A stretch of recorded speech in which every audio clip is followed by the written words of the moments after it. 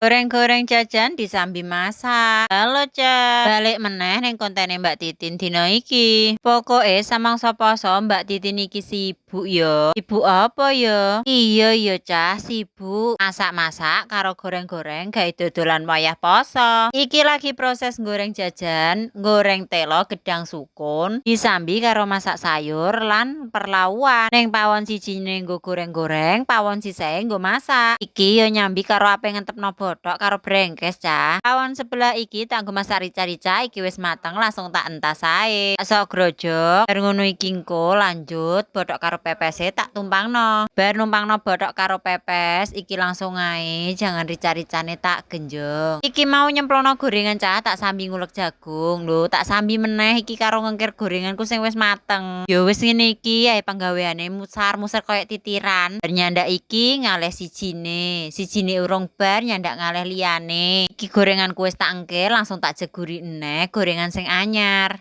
Iki engko aku karo nyambi ngulek jagung meneh. Engko nek gorenganku telo gedang sukune wis mateng kan genti goreng engko terus ganti nggo goreng bakwan. Iya, Cah, bakwan jagung iku lho. Apa kok diulek Mbak Titin jagunge? Ben ora mledos nek wayah digoreng. Nyambi karo malik gorenganku iki ngejuri donan bakwan jagunge. Tambah enak iki tak kai onclang utawa daun bawang ya, Cah. Terus lanjut tak ingeti bothok pepesku wis mateng, langsung iki pepese tak panggang ae kaya ngene. Ben cepet, Cah, ora usah nganggo kompor. Dipanggang ngene rasane luwih khas. Bariku ganti pawone nggo gongso sambel, nggo gawe sambel terong. Sambel terong ngene iki koyoke mathuk nek dienggo sahur utawa buka, Cah. Mateng sambel teronge lanjut iki goreng martabak. Pawon sing sisih iki mang ya tetep tak cemplungi gorengan. Neng ben cepet dadine iki goreng ing pawon loro. Soale aku iki lek lunga mider utawa keliling setengah telu harusnya kudu wis medal. Soale ngejar tuh, nek posoan kaya ngene iki, wektune kan mok sedelok. Dadi leh kudu dodolan antara jam setengah telu sampai jam 5 sore, martabakku wis mateng. Lah iki aku wis teko nggone area omahe pelanggan-pelangganku. Alhamdulillah cuacane cerah. Nek cuacane cerah ngene iki ning ati yo ayem. Kan nek dodol ora bingung. Ale rong dina wingi udan deres terus, Cah. Iki alhamdulillah pelangganku padha teko kabeh. Muga laris manis Tanjung Kimpul, dagangan laris duwike ngumpul.